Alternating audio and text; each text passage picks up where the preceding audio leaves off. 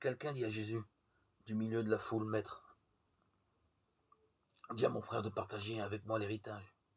Mais il lui dit, Homme, qui m'a établi sur vous pour être votre juge, et pour faire vos partages.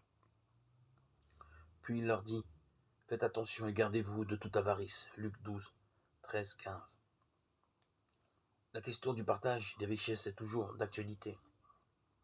Que ce soit entre les membres d'une même famille, entre les classes de la société ou entre les peuples de la planète. C'est un grand problème permanent.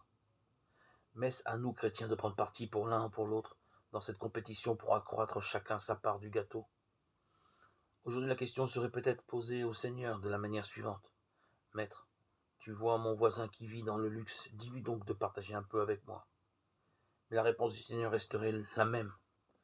Qu'est-ce qui m'a établi sur vous pour être votre juge et pour faire vos partages? Est-ce que cela signifie que le Seigneur approuve la justice? Pas du tout. Mais son but n'est pas d'établir pour l'instant la justice sur cette terre où on ne veut pas de lui. Jésus n'est pas venu pour juger, mais pour sauver. Mais quand il viendra comme juge des vivants et des morts, qui échappera? Aujourd'hui, c'est le temps favorable pour écouter son appel et recevoir sa grâce. Quoique possédant toutes choses, Jésus est venu vivre dans la pauvreté afin que par sa pauvreté nous soyons enrichis. 2 Corinthiens 8, 9. De quelle richesse? Il donne gratuitement le pardon des péchés et la vie éternelle à celui qui croit en lui. La grande richesse du croyant, c'est de connaître le Seigneur Jésus.